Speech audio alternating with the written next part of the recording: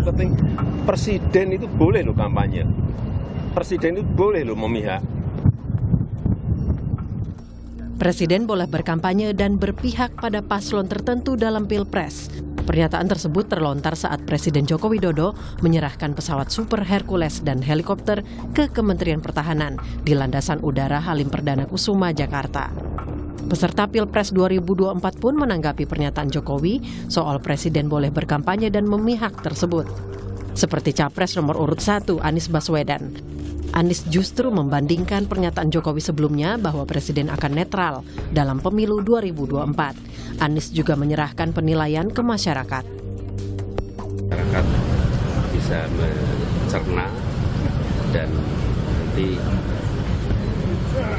menakar, menimbang pandangan tersebut. Karena sebelumnya yang kami dengar adalah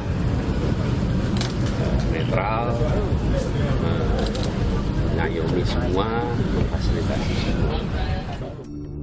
Sementara Cawapres nomor urut 3, Mahfud MD enggan menanggapi pernyataan Jokowi. Mahfud menjelaskan dirinya tidak mempersoalkan sikap Jokowi. Atas negara gitu. Ya enggak apa-apa, kalau presiden mengatakan begitu silakan aja, Anda mau ikut atau enggak itu kan terserah. Tapi kalau menurut aturannya seperti apa, Prof? Aturannya, Prof, etikanya gimana secara ketat? Enggak, nanti tanya ke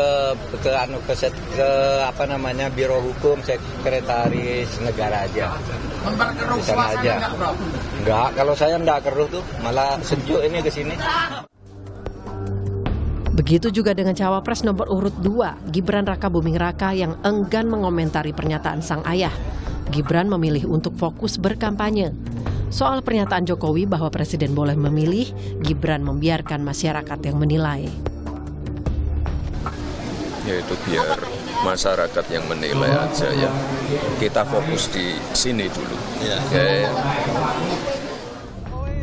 Undang-Undang Nomor 7 Tahun 2017 tentang Pemilu Presiden dan Wakil Presiden yang masih menjabat memang diperbolehkan ikut serta dalam kampanye pasangan Capres-Cawapres. Dalam pasal 299 Undang-Undang Pemilu menegaskan, ayat 1, Presiden dan Wakil Presiden berhak melaksanakan kampanye. Pada ayat 2 menyatakan bahwa pejabat negara yang merupakan kader parpol diizinkan untuk berkampanye.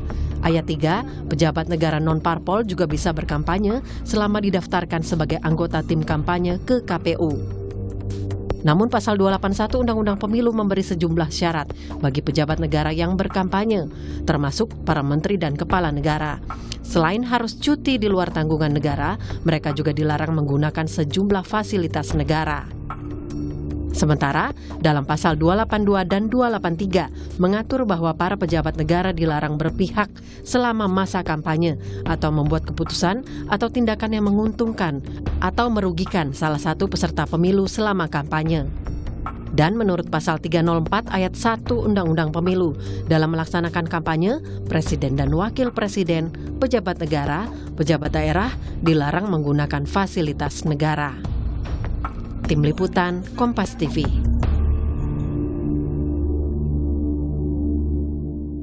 Ya, Saudara, Presiden Joko Widodo menyatakan bahwa dirinya boleh berkampanye dan memihak dalam pemilu.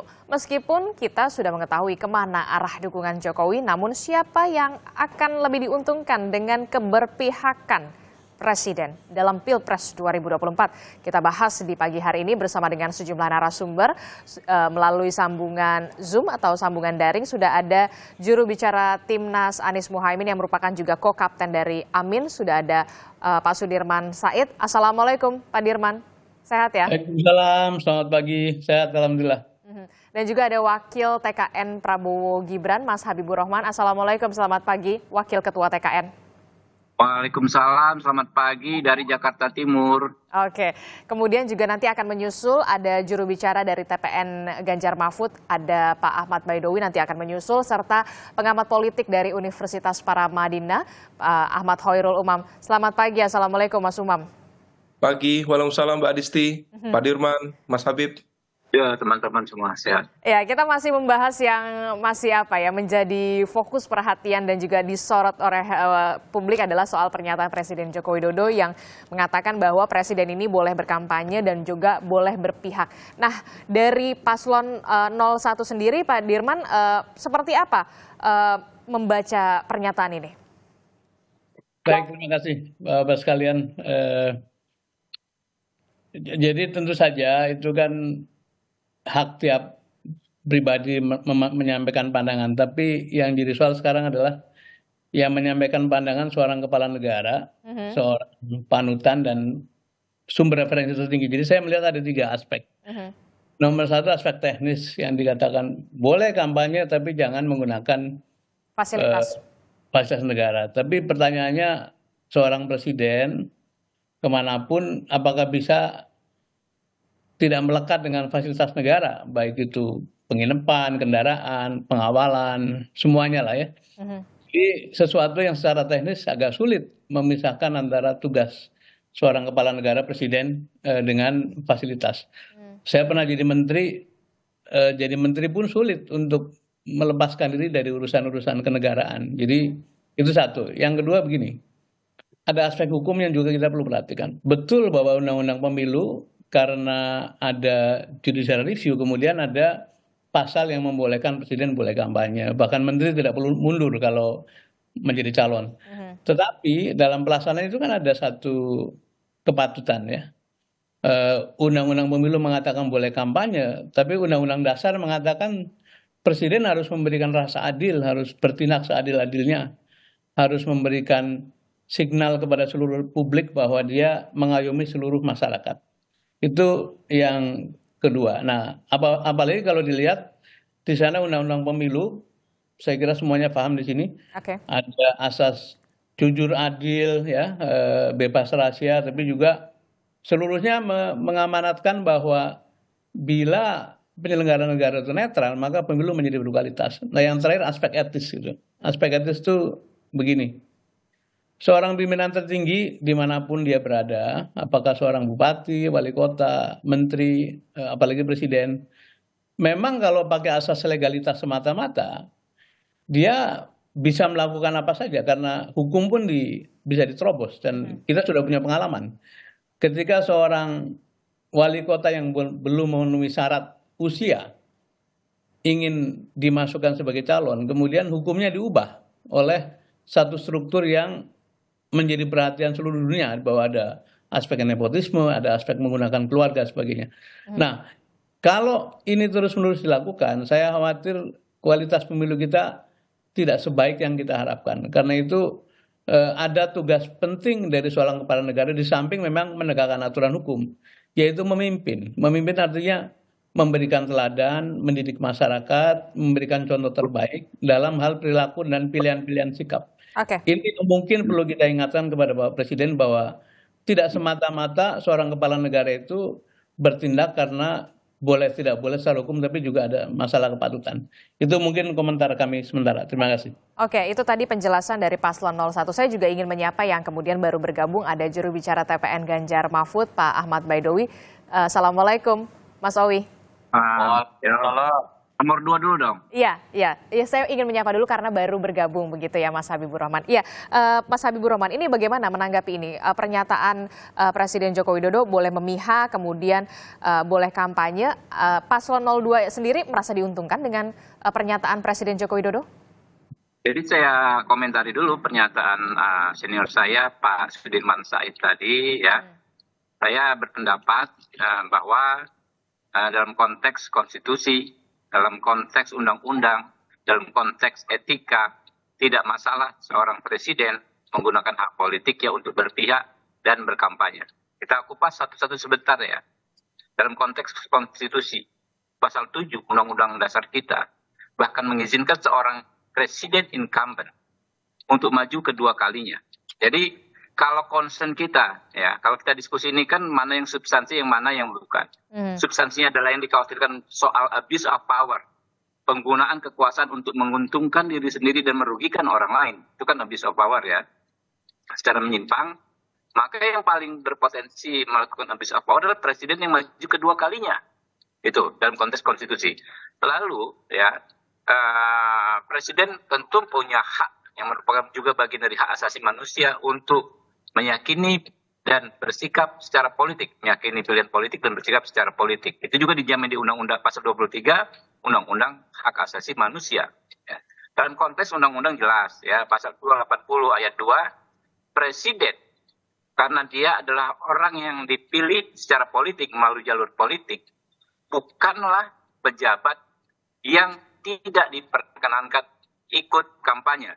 Ya 280 ayat 2. Lalu pasal 299 dikatakan secara tegas dan jelas presiden berhak untuk kampanye.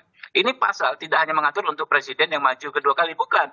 Karena konteksnya itu abuse of power. Jadi orang yang punya power tetap boleh sepanjang. Nah ini dia nih, ada batasannya, ada rambu-rambunya, ada kata sepanjangnya. Bahwa itu harus cuti di 281. Kemudian tidak boleh menggunakan atribusi jabatan. Lalu ya juga ada pasal 547. Tidak boleh membuat kebijakan yang menguntungkan atau merugikan salah satu pasangan calon. Nah, itu rambu-rambunya. Jadi kita nih kalau berdiskusi, kita jangan pusing dengan atribusi-atribusi, tetapi yang kita concern adalah substansinya apa? Substansinya adalah abuse of power. Nah, lalu soal etika. Etika itu kan dilanggar ketika kita merugikan orang atau menguntungkan orang secara tidak sah. Nah ini nggak ada yang dilanggar juga, gitu loh. Justru etikanya sebagai orang yang dipilih oleh rakyat, dia tetap harus bisa menjalankan tugas, tetapi dia juga berhak ya melaksanakan, mengeksekusi hak-haknya, hak-hak politik, hak-hak konstitusionalnya. Itu diatur. Makanya kita semua banyak hal. Hukum kita kan mengatur banyak hal, tetapi kita melindungi bangsa dan negara ini dari potensi-potensi abuse of power. Itu poinnya. Jadi nggak ada masalah. Apakah misalnya Gerindra Pak Prabowo Gibran merasa diuntungkan atau tidak? Ya kita lihat nanti ya. Semakin banyak orang mendukung kan semakin bagus. Apalagi memang tokoh yang sangat berpengaruh seperti Pak Presiden. Tapi perlu digarisbawahi Pak Adisti, kami ingin semuanya by constitution. By constitution, by law, by etik. Artinya 3 hal tersebut haruslah terpenuhi. Tidak ada pelanggaran etik sekalipun, gitu loh. Dan kami ingin menanggapi juga ya Pak Sudirman Said. Pak Sudirman bolak-balik soal MK. Ya. MK, Anda kalau nggak update ya. Sudah ada putusan 141, ada putusan 131, ada putusan 145 yang diputus tanpa Anwar Usman yang mengatakan tidak ada masalah konstitusionalisme dengan putusan nomor 90. Jadi secara etik pun majunya Gibran nggak ada masalah gitu loh. Oke, baik Mas Habibur Rahman, kami tangkap di situ. Kalau memang dari segi konstitusi memang tidak sudah ada diatur di aturan etik. Aturannya sudah jelas. Aturannya sudah jelas, kemudian sudah diatur. Konstitusi loh Mbak Adisti, konstitusi, hukum dan etik. Ya. Oke. Kalau untuk paslon tim sukses dari paslon 03 sendiri bagaimana menanggapi dari pernyataan Presiden Joko Widodo? Kalau 02 mengatakan tidak ada masalah, aturannya sudah ada, sudah jelas begitu. Ya. Memang yang disampaikan Presiden Joko Widodo itu sudah tertera dalam undang-undang. Betul. Jangankan kampanye, mencalonkan lagi itu boleh gitu. Nah, masalahnya memang asas kepatutan yang harus dijujuk. Ya ini apa? Jangan sampai Presiden menggunakan institusi kepresidenannya mendukung salah satu pihak. Karena begini, Presiden Jokowi itu memiliki 2 atribusi. Satu sebagai presiden, satu Jokowi sebagai pribadi, bapaknya Gibran Raka Buming Raka. Di mana-mana di dunia ini yang namanya orang tua itu tidak mendukung anaknya itu. Itu suatu hal yang mustahil. Nah, meskipun memiliki 2 atribusi yang berbeda, tetapi apa yang disampaikan oleh Pak Sudirman ada benarnya. Untuk membedakan 2 atribusi itu, memisahkannya dalam praktek politik ketatanegaraan kita memang susah. Saya ambil contoh. Bagaimana seorang presiden berkampanye itu sudah diatur. Dia harus cuti. Ya kan? Tidak boleh mengatasnamakan dirinya presiden. Seperti apa yang saya sampaikan di awal, tidak boleh menggunakan atribusi institusi kepresidenannya untuk kampanye. Itu satu. Yang kedua, ketika dia cuti bahwa dia sedang tidak menjabat sebagai presiden. Problemnya, artinya dia sebagai pribadi Joko Widodo. Dalam hal ini, kalaupun dalam orang kebanyakan beliau orang tua yang kebetulan anaknya hari ini maju. Tetapi ada pengamanan presiden, ada protokoler yang melekat dalam diri dalam melekat itu sepanjang presiden hidup gitu. Sepanjang presiden hidup dan masih jabatannya masih ada. Bahkan seorang mantan presiden pun di Indonesia itu masih dikawal oleh Pas Pampres. Ya, betul. Apalagi presiden yang aktif. Maka kemudian yang selalu kita tekankan terkait dengan netralitas pemerintah ini, jangan sampai menggunakan instrumen negara ini untuk memenangkan pasangan calon tertentu. Kalau kemudian misalkan hanya sekedar kampanye, ikut menjadi tim pemenangan calon, itu sudah tersedia dalam undang-undang. Termasuk calonnya Pak Habibur Rahman, ada menteri, juga di tim suksesnya. Di calon kami, ada seorang menteri jadi calon wakil presiden dan juga ada tim pemenangannya. Di calon 01, ada wakil ketua DPR yang maju. Dia sebagai apa? Dia sebagai pejabat negara. Ada protokolernya juga, termasuk juga tim pemenangannya juga ada dari kabinet, ada dari pimpinan di DPR. Jadi dalam praktek politiknya di Indonesia, ya memang untuk memisahkannya susah. Karena ada sesuatu yang melekat, meskipun dia itu tidak dalam posisi menjalankan tugasnya sebagai pejabat negara gitu. Nah, maka kemudian selalu kami katakan, termasuk di sejumlah media, penyampaian disampaikan oleh presiden itu sesuatu yang normatif, yang sudah diatur dalam undang-undang. Cuman kami selalu mengingatkan jangan sampai ada penyalahgunaan kewenangan. Nah, termasuk juga misalkan hari ini bagaimana bantuan sosial diberikan. Itu haknya masyarakat, disetujui APBN bersama pemerintah dan DPR. Ya itu harus diberikan kepada masyarakat, tetapi bagaimana penyalurannya itu tepat sasaran dan tidak menjadi alat politisasi. Nah, hal-hal seperti itu kan terjadi praktek di lapangan, Mbak.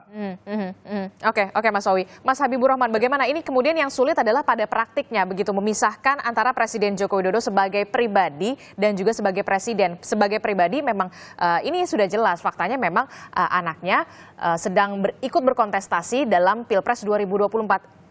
Pemisahan ini sulit sekali kalau menurut Mas Owi dan juga Pak Dirman. Jadi kita berhukum itu ada 3 hal kalau berdasarkan konstitusi ya. Kepastian hukum yang adil dan bermanfaat. Jadi kepastian, keadilan dan kemanfaatan. 3 hal tersebut ya diterapkan secara bersama-sama. Kemanfaatannya kenapa? Misalnya tadi wakil ketua DPR ada protokol, ya, ada patwal, ada Pas Pampres, ya, macam-macam, ya, ada yang dari TNI juga, ya. Apakah dilepas ketika dia beraktivitas sebagai cawapres, misalnya? Kan enggak juga, gitu loh. Artinya apa? Karena itu ada aspek kemanfaatan. Kemanfaatan buat siapa? Keselamatan pejabat publik. Sebetulnya bukan semata-mata. Halo, Mas Habibur Rahman. Baik, tampaknya kita sayangnya sinyalnya terputus begitu dengan Mas Habibur Rahman. Kita ke Mas Umam dulu kalau begitu. Mas Umam, menanggapi dengan tanggapan dari 01, 02 dan juga 03, apa yang kemudian bisa dibaca dari pernyataan Joko Widodo ini yang mengatakan boleh kampanye, boleh berpihak, kemudian ditanggapi oleh masing-masing paslon ini? Iya, saya mencermati betul apa yang menjadi concern dari teman-teman di kubu 01 dan juga 03 dan juga sejumlah poin klarifikasi yang disampaikan oleh Mas Habib dari kubu 02. Memang secara legal formal statement dari presiden itu tidak menjadi persoalan karena memang itu sesuatu yang sifatnya tadi dalam bahasa Mas Awi normatif. Tetapi memang dalam praktiknya ada beberapa hal yang kemudian perlu diantisipasi. Karena bagaimanapun juga kalau misal hal-hal yang sifatnya dasar itu diatur misalnya di pasal 304 Undang-Undang Nomor 7 Tahun 2017 tentang pemilu, yang mana ketika kemudian presiden termasuk wakil presiden memberikan dukungan, bahkan ikut berkampanye, yang boleh melekat kepada diri mereka hanya 3 hal. Pertama, fasilitas keamanan, kemudian fasilitas kesehatan, dan yang ketiga adalah fasilitas protokoler.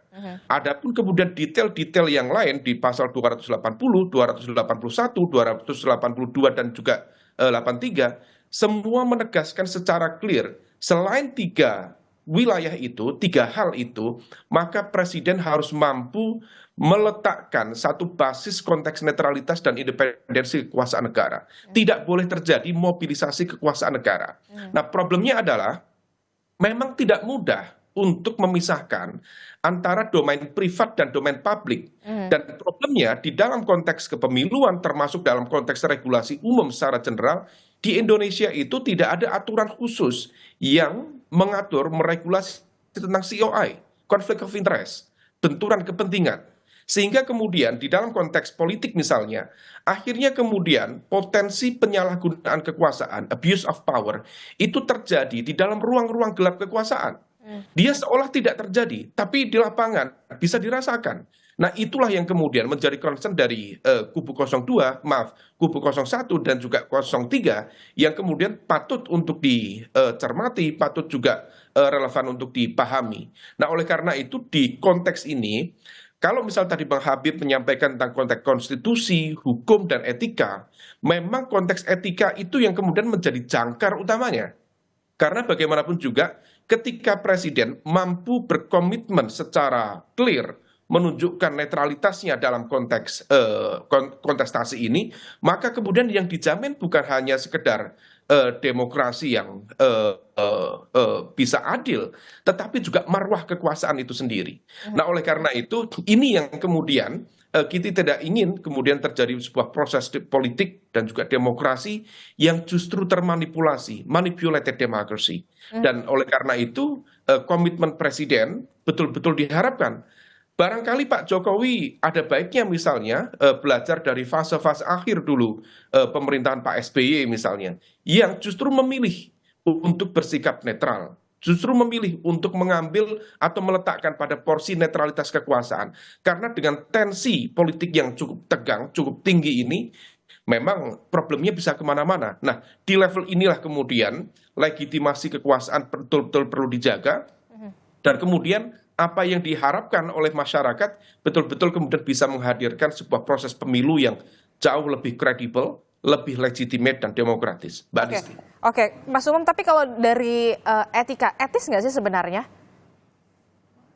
Ya, sisi etika itu kan sebenarnya sesuatu yang makomnya tinggi.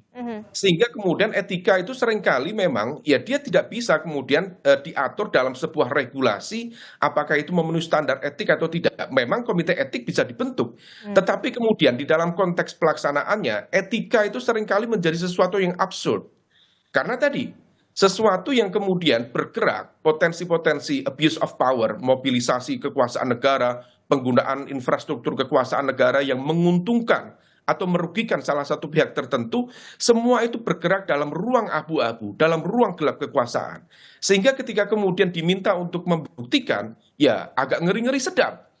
Ada bisa dirasakan, tetapi di saat yang sama juga kemudian tidak mudah untuk dibuktikan juga. Nah, inilah kemudian komitmen dari pribadi seorang Jokowi selaku presiden betul-betul diharapkan. Nah, kalau misal kita cermati, memang tidak mudah. Misal ini Bang Habib. Bang Habib itu kalau misal anaknya ikut lomba 17-an, saya yakin Bang Habib itu juga ikut deg-degan itu. Itu cuma lomba 17-an saja, Pak. Apalagi ini adalah sebuah kontestasi tertinggi dalam kasta kontestasi politik dan demokrasi di Indonesia, level pilpres. Tentu ada concern yang cukup besar di sana.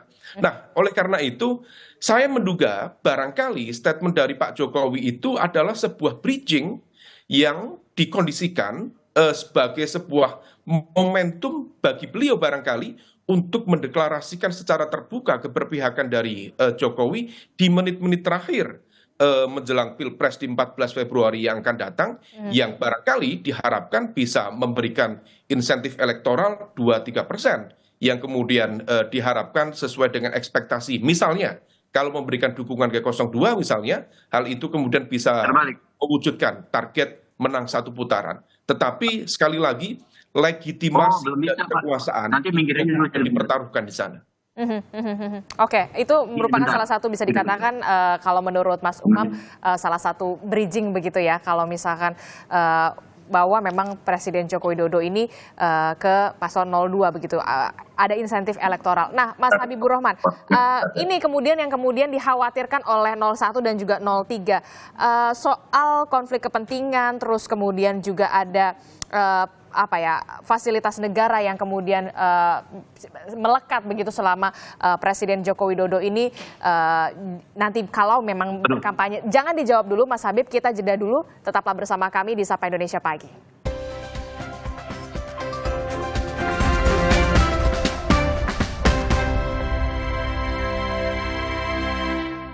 Terima kasih Anda masih bersama kami di Sapa Indonesia Pagi. Saudara, kita masih membahas soal pernyataan Presiden Joko Widodo yang menyebut bahwa Presiden boleh berkampanye dan juga boleh berpihak. Dan ini kemudian dibahas di pagi hari ini bersama Pak Sudirman Said dari Paslon 01, kemudian juga ada Mas Habibur Rahman dari tim sukses Paslon 02 dan juga Mas Owi dari tim sukses dari Paslon 03 dan juga ada Mas Umam. Sebelum sampai kita lanjutkan lagi, ini ada pernyataan Presiden. Kita mereview kembali. Presiden memang sebenarnya pernah meminta kepala daerah untuk tidak memihak dan mendukung kesuksesan pemilu serentak 2024. Dan hal ini disampaikan Presiden saat memberikan arahan ke kepala daerah pada 30 Oktober 2023. Kita simak bersama.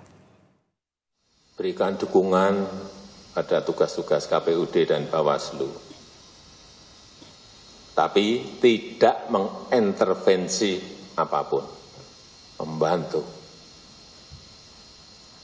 Anggaran segera disegerakan. Dan juga saya minta jangan sampai memihak. Itu dilihat loh, hati-hati. Bapak Ibu dilihat. Mudah sekali kelihatan Bapak Ibu memihak atau enggak. Krik, udah. Dan juga pastikan ASN itu netral. Ya, itu tadi pernyataan Presiden Joko Widodo 30 Oktober 2023, Mas Habib. Dan Januari 2024 saya menilai agak kontradiktif begitu. Jawaban Anda, Mas Habib? Mas Habib? Enggak. Mbak Adisti, kita cermat membaca. Halo? Ya, halo? silakan. Ya. Halo, bisa dengar nggak? Bisa. Halo?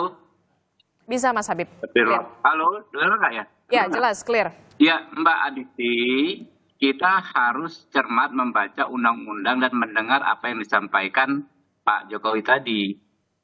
Yang disampaikan itu adalah PJ, kepala daerah, yang adalah ASN. Ya, lalu ASN sendiri disebut.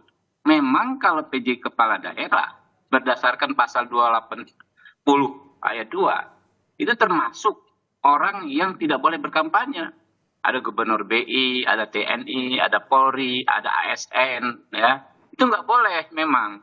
Tetapi kan kita harus paham, presiden, gubernur, bupati, wali kota itu adalah jabatan yang diperoleh melalui proses politik.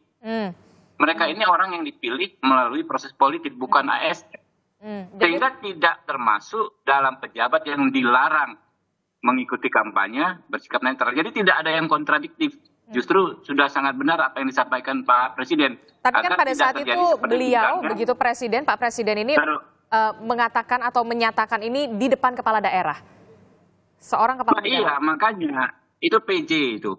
Kan saya tahu banget soal itu. Karena kan ada kasus PJ Bupati Sorong. Ya, macam-macam lah ya. PJ Bupati, ya kan, yang dalam kapasitasnya sebagai penjabat kepala daerah disebut bersikap berpihak. Nah, jadi Anda sebut beda-beda soal begitu? Jadi tentu bukan Anda sebut undang-undang, Mbak Adisti. Anda baca pasal 280 tadi yang saya bilang gitu loh. Jadi bukan Habibur Rahman nih yang berbicara undang-undang gitu loh.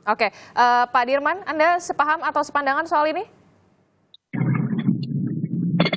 Ya, saya berpikirnya sudah lebih dari soal kontestasi ya, Mbak Adisti ya. Karena sekali lagi ada tugas-tugas kepemimpinan seorang kepala negara yang kita mencintai Pak Joko Widodo, yang sangat berharap statement beliau, tindakan beliau, pilihan-pilihan sikap beliau itu betul-betul beyond kontestasi gitu, beyond elektoral. Tahun 2021 terbit satu TAP MPR, judulnya Pokok-pokok Etika Kehidupan Bernegara, Berbangsa ya.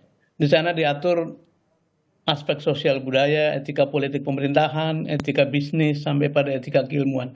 Di sana mengatur dengan jelas bahwa ada kewajiban dari para penyelenggara negara untuk terus-menerus menjaga etik itu. Dan tadi kalau yang dikatakan sahabat saya Pak Habibur Rahman, bila ASN saja tidak boleh berpihak, diminta netral, polisi diminta netral, apalagi kepalanya gitu ya. Jadi ini ada satu logika yang perlu diluruskan, bahwa tergantung kita mau masuk pada soal-soal legal saja atau masuk mengangkat permainan ini menjadi lebih baik secara kualitas. Kalau saya memilih atau berharap betul bahwa presiden kita, apalagi menjelang mengakhiri masa jabatannya atau masa tugasnya, betul-betul meninggalkan contoh yang baik yang dikenang publik, dan Indonesia membutuhkan banyak sekali contoh-contoh baik seperti itu.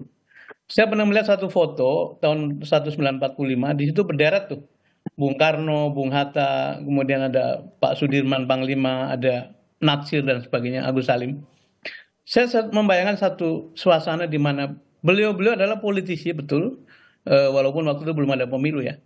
Tapi beliau negarawan, beliau pendidik, beliau teladan, beliau contoh dari segala perbuatan baik. Dan menurut saya ada kewajiban tertinggi dari seorang kepala negara untuk menjadikan ini semua sebagai satu peran. Jadi bukan semata-mata peran sebagai pihak untuk ikut kontestasi, tapi juga peran sebagai pemimpin di mana moral atau istilahnya Bang Hoirul Umam tadi, etik sebagai patokan tertinggi, dan itu di luar atau melampaui hukum maupun konstitusi sekalipun. Jadi saya harapan saya atau doa saya adalah Pak Joko Widodo bisa memberikan peninggalan-peninggalan baik dalam soal tindakan, pilihan-pilihan sikap yang itu melampaui kebutuhan beliau sebagai orang yang kebetulan anaknya sedang berkontestasi, dan itu kita butuhkan sebagai bangsa.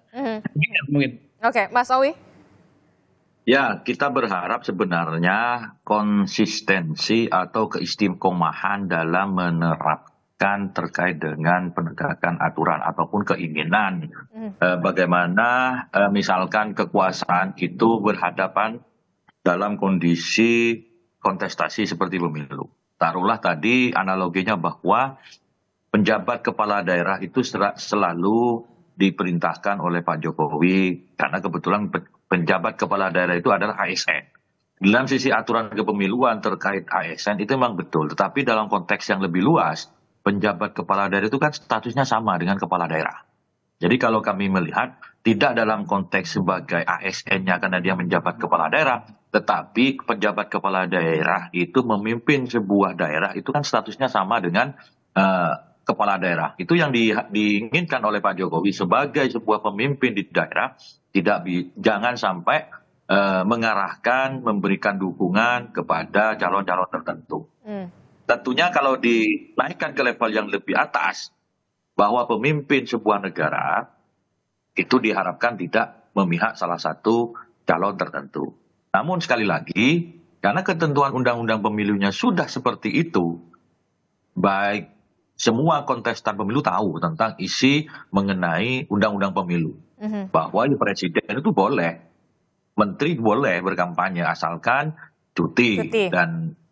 dan tidak menggunakan fasilitas negara untuk mobilisasi massa, untuk memobilisasi, tidak menggunakan alat negara untuk memobilisasi dukungan, kecuali kalau presiden dan wapres itu ada 3 hal yang melekat itu karena aspek keamanan, kesehatan dan juga protokoler. Nah, namun demikian, sekali lagi bahwa Pak Jokowi itu adalah bapaknya seluruh rakyat Indonesia. Maka memposisikan beliau sebagai bapaknya seluruh rakyat Indonesia dari segenap golongan itu menjadi hal yang utama. Ini sesuatu keteladanan, sesuatu panutan itu yang memang tidak diatur di norma manapun.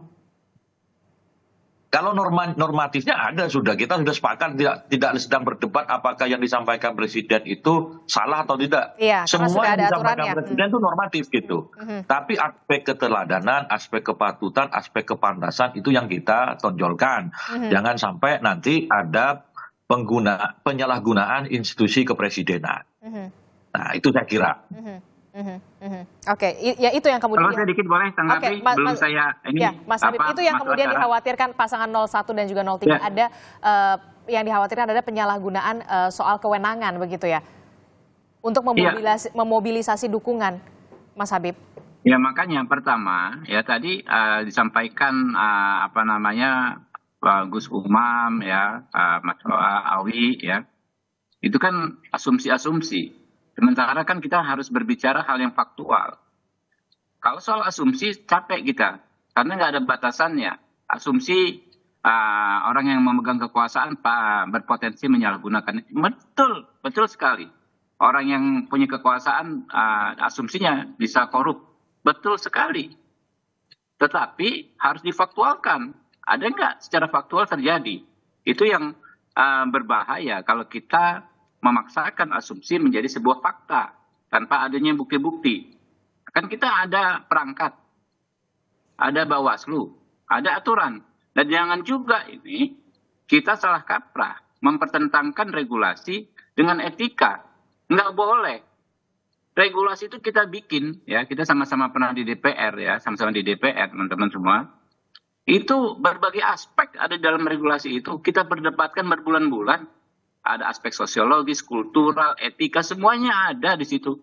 Kesepakatan yang finalnya ya di regulasi, gitu loh. Jadi nggak bisa dipertentangkan regulasi dengan etika versi kita, versi kepentingannya kita, versi keperluannya kita. Oke. Kan kita bicara etika, ya teman-teman bicara etika, saya bicara etika kan bisa absurd, bisa macam-macam. Etika menurut Pak Sudirman ya menurut kepentingannya beliau. Etika menurut Mas Awi menurut kepentingannya beliau, etika menurut saya menurut kepentingan saya. Di mana kita ketemu? Ya di regulasi. Jadi kalau ada penyimpangan kekhawatiran Mbak Adisti tadi kan dibilang kan, ya itu kan asumsi. Kalau terjadi, misalnya nih ada pemanfaatan pekerja PKH yang di Kemensos ya, program keluarga harapan. Ya. Diminta untuk misalnya berpihak pada salah satu paslon. Dicarikan saja buktinya, dilaporkan ke Bawaslu. Kan simpel gitu loh. Jadi jangan kita remehkan regulasi, jangan kita remehkan hukum, jangan kita remehkan undang-undang. Itu semua bentuk kesepakatan kita yang kita bikin bersama-sama untuk kita taati dan untuk kita laksanakan gitu loh. Dan apalagi jangan juga kita paksakan dengan etika versinya kita. Nggak akan ketemu. Yang ada nanti jadi anarki. Saya punya etika saya, Pak Sudirman punya etika versi beliau, ya kan? Teman-teman punya versi masing-masing. Jadi anarki kita kalau kayak begitu. Oke. Mungkin itu ya. Saya mohon izin teman-teman. Oke, siap. Terima kasih sudah bergabung bersama di Sapa Indonesia Pagi, Mas Habibur Rahman dari pasangan paslon 02. Nah, kita kembali lagi melanjutkan diskusi kita untuk Mas Umam. Mas Umam, nah ini kan tadi sudah diperdebatkan bagaimana kemudian oke lah kita sudah clear kalau soal ini normatif, aturan sudah ada, sudah jelas. Namun kemudian etikanya ini yang kemudian dikhawatirkan oleh paslon 01 dan juga 03 penyalahgunaan kewenangan dan segala macamnya. Nah, apakah ini juga akan mengubah peta persaingan terutama di wilayah konstituen? Ya, kalau peta persaingan hampir besar kemungkinan akan berdampak. Karena bagaimanapun juga dengan target satu putaran menang di kubu 02, kalau misal kemudian Presiden menunjukkan, mendeklarasikan secara terbuka dukungannya kepada 02, maka kemudian akan terjadi mobilisasi kekuatan yang cukup besar, baik di atas permukaan maupun di bawah permukaan. Nah, oleh karena itu, kalau misal kemudian hal ini betul-betul dilakukan, bahkan kalau menurut informasi spekulatif, statement dari Presiden Jokowi ini adalah sebuah bridging yang kemudian akan di-follow up dengan deklarasi secara terbuka untuk memberikan dukungan kepada 02. Nah, kalau misal kemudian hal itu dilakukan pada detik-detik terakhir menjelang pencoblosan di 14 Februari, let's say, misalnya, kalau misal nanti di tanggal 10 Februari kubu 02 melakukan gelar kekuatan sebagai kampanye akbar terakhir menutup masa kampanye 2024 ini, maka hal itu kemudian yang tampaknya diharapkan akan menghadirkan insentif elektoral. Berapa di persen? menit-menit terakhir. Nah, Di oleh menit-menit karena terakhir itu. ya, dan di saat yang sama ada impact politik yang lainnya, karena bagaimanapun juga dengan Jokowi mendeklarasikan terbuka dukungannya kepada 02, maka di saat yang sama itu adalah deklarasi sebagai sebuah bentuk pembangkangan terbuka terhadap ADART PDIP, di mana Jokowi saat ini masih diakui sebagai salah satu kader dan juga petugas partai di PDIP. Karena kita tahu ADART PDIP menegaskan semua kader dan juga petugas partai untuk tunduk pada aturan dan juga keputusan politik dari DPP di PDIP. Sehingga kemudian kalau misal Jokowi tidak mengikuti itu, maka secara terbuka adalah sebuah bentuk pembangkangan bahwa dia tidak lagi menjadi kader PDIP dan juga kemudian menunjukkan bahwa dia adalah bagian dari elemen netral dalam konteks ini, elemen liar yang tidak berpihak dalam konteks kepartaian. Tapi begini Mas Umam, setelah kemudian Anda menyebutkan ini ada bridging, kemudian ada insentif elektoral, sesignifikan apa akan mendongkrak suara salah satu paslon? Sangat signifikan di dalam konteks bahwa kalau sampai Presiden kemudian mendeklarasikan dukungannya, maka ini adalah sebuah pertaruhan legitimasi politik personal seorang Jokowi yang kemudian akan dia pertaruhkan mati-matian. Kalau misal kemudian sampai tidak menang, misalnya kubu 01 Mas Anies dan juga Cak Imin dan juga atau kubu 03 Mas Ganjar dan juga Pak Mahfud mampu menahan kekuatan di kubu 02 sampai kemudian stagnasi elektabilitas terjadi di menit-menit terakhir 14 Februari dan akhirnya kemudian memaksa kubu 02 masuk di putaran kedua, maka akan ada sebuah pertaruhan besar. Dan disitulah kemudian tampaknya sekali deklarasi dilakukan oleh Jokowi, maka di situ semua hal at all cost, semua akan dilakukan untuk memenangkan kubu 02. Disitulah kemudian ruang gelap kekuasaan berpotensi dimainkan. Anda membaca ini merupakan upaya salah satu untuk bisa pilpres satu putaran? Besar kemungkinan iya. Karena bagaimanapun juga dalam proses 1 bulan terakhir ini kita mencermati ada semacam stagnasi elektabilitas yang tampaknya membuat gusar dari lingkaran 02 termasuk di lingkaran Pak Jokowi sendiri. Maka kemudian muncul sejumlah ide, muncul sejumlah spekulasi, dibutuhkan pukulan terakhir. Dan bentuk pukulan terakhir itu adalah deklarasi presiden. Dengan deklarasi presiden, maka kemudian diharapkan ada margin yang barangkali selama ini mengalami stagnasi karena basis pemilih loyal Jokowi yang berada di PDIP relatif sudah bersih, sudah habis. Maka sudah mentok gitu ya menurut Anda, Mas Umam? Fase-fase akhir itu. Oke. Kalau terakhir, Mas Umam, apakah mungkin kemudian nantinya Presiden Joko Widodo, okelah biar adil begitu, akan hadir di paslon 01, 02, dan 03 berkampanye, ataukah memang sulit? Mas Umam? Itu bagaikan pungguk merindukan bulan. Tidak mungkin terjadi menurut Anda begitu. Sangat kecil kemungkinannya dalam konteks ini sudah menjadi bagian dari pertarungan ego dan pertarungan nama baik bagi beliau. Karena sekali dia menunjukkan keberpihakan, kalau misal sampai kalah, maka kemudian hal itu bukan hanya menyangkut nama baik seorang Jokowi, tetapi dalam tanda kutip juga akan menyangkut keselamatan politik Jokowi dan juga lingkaran di keluarga dan juga lingkaran terdekatnya. Oleh karena itu apapun akan dilakukan oleh lingkaran Jokowi dan hal ini akan menjadi early warning system bagi seluruh aktor-aktor demokrasi untuk mempelototi. Nah disinilah sekali lagi Mbak, mohon izin, Bawaslu seharusnya memiliki keberanian lebih untuk menggunakan exercise kekuasaannya dalam sebagai kapasitas sebagai pengawas kepemiluan. Kalau misalnya kemudian Bawaslu tidak memiliki keberanian untuk menyemprit kekuasaan yang lebih besar yang dianggap berpotensi melakukan pelanggaran dalam proses pemilu, maka inilah yang disebut dengan wujuduhu ka'adamihi. Ada, tapi seperti nggak ada. Demikian. Oke, baik. Terakhir, Pak Dirman, khawatirkah kemudian 01 kalau tadi Mas Umam mengatakan cukup signifikan insentif elektoral jika memang kemudian seorang Presiden Joko Widodo betul-betul mendeklarasikan ke salah satu paslon?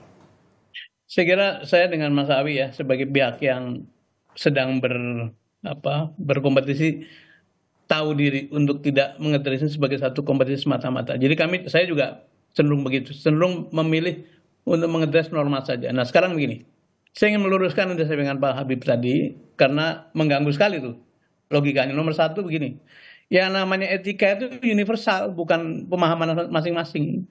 Etika itu patut tidak patut, dan ukurannya gampang sekali. Itu yang satu. Yang kedua gini, tidak benar kita mempertentangkan hukum dengan etika, karena hukum itu dibangun di dalam bimbingan etika. Jadi etika harus ditaruh paling tinggi. Itu harus diluruskan begitu. Kemudian tadi dikatakan ada asumsi.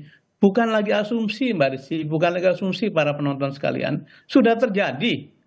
Undang-undang diterobos untuk memasukkan anaknya yang memenuhi syarat. Itu menggunakan kewenangan. Bukan lagi asumsi bahwa itu kejadian. Para menteri membagikan bansos sambil mengatakan, sampaikan terima kasih pada Pak Jokowi. Ini bukan lagi asumsi. Ini tindakan-tindakan sudah menunjukkan bahwa ada kecenderungan menyalahgunakan kekuasaan. Dan kami sekali lagi bukan sebagai kontestan, sebagai bagian dari kontestan, bukan. Tapi sebagai warga negara, sebagai orang yang terdidik, ingin mengingatkan Presiden bahwa ada tugas kepemimpinan, bukan hanya tugas kontestasi.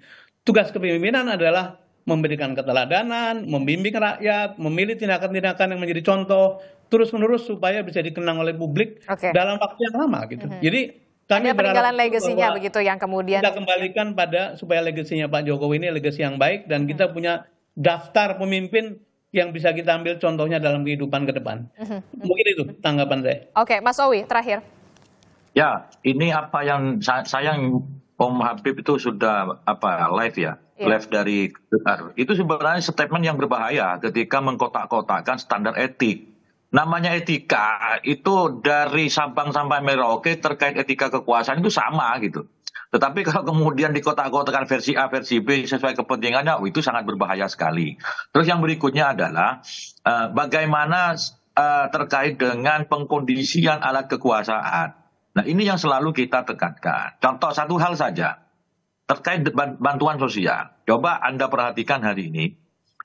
Menjelang pemilu, bansos itu langsung diberikan oleh Presiden. Padahal ada Kementerian Sosial, leading sektornya. Ada Menteri Sosialnya yang dulu ikut merancang mengajukan anggaran ke DPR untuk dibahas dalam forum rapat badan anggaran bersama pemerintah dan DPR. Tetapi menjelang 2 bulan ini terkait dengan pemberian bantuan sosial, informasinya yang namanya Menteri Sosial Risma itu tidak terlalu terlibat. Nah, ini ada apa?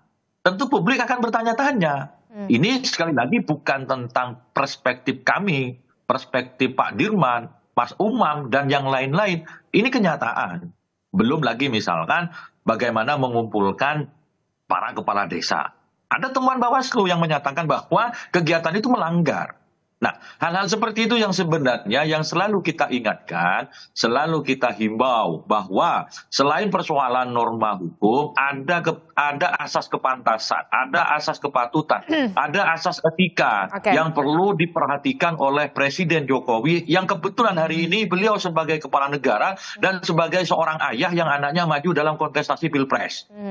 Berikan kami contoh keteladanan yang baik, karena kami ini masih akan hidup jangka yang panjang, karena generasi muda Indonesia ini perlu diberikan contoh keteladanan yang baik dari seorang kepala negara yang kebetulan anaknya menjadi sebagai kontestan pemilu. Terima kasih, Mbak. Oke, terakhir, khawatir nggak kalau misalkan dikatakan Mas Umam insentif elektoralnya cukup signifikan begitu, Mas Owi? Kalau melihat dari peta lembaga survei hari ini, berapa insentif yang bisa diberikan oleh Presiden Jokowi terhadap endorsement Jokowi. Nah, para pendukung Jokowi hari ini sudah terkonsolidasi ke salah satu paslon. Belum lagi kita lihat undecided votersnya, orang yang belum menentukan pilihan dalam sejumlah lembaga survei terakhir ini sudah semakin tipis. Kami yakini itu tetap ada pengaruhnya, tetapi apakah kemudian bisa menerobos menjadi satu putaran? Ya kita lihat saja nanti. Gitu. Namanya saja orang usaha. Orang usaha mau satu putaran segala macam cara digunakan. Tetapi apakah 01 dan 03 berdiam begitu saja sebagai sebuah kontestan? Tentu kita akan memberikan langkah-langkah yang untuk mengimbangi agar demokrasi kita tidak tercederai oleh pemanfaatan kekuasaan. Oke. Mau Pilpres 1 putaran, 2 putaran tetap saja yang dimenangkan itu hati rakyat, begitu ya Pak Dirman, Pak Mas Owi dan juga Mas Umam. Terima kasih sudah bergabung bersama kami di Sapa Indonesia Pagi. Satu lagi Mbak Risti. Ya silakan singkat saja, waktu kita terbatas. Kita ini kan mau menata negara gitu ya. Untuk apa sih merebut kekuasaan dengan segala cara sehingga boleh menang secara politik tapi legitimasinya tidak ada. Itu kan sebetulnya sedang membangun satu bangunan di mana bawahnya keropos. Jadi kita sih kepenginnya baik-baik saja dan seluruh aturan diselenggarakan termasuk soal-soal etika tadi kita jaga bersama. Oke, baik, terima kasih Pak Sudirman Said, Mas Umam dan juga Mas Owi. Kemudian juga sudah ada Mas Habibur Rahman yang sudah bergabung juga bersama kita tadi. Terima kasih, Assalamualaikum, selamat pagi, sehat-sehat selalu. Waalaikumsalam, Mas Wabi. Waalaikumsalam. Ya, makasih Pak Dirman, Pak Umam.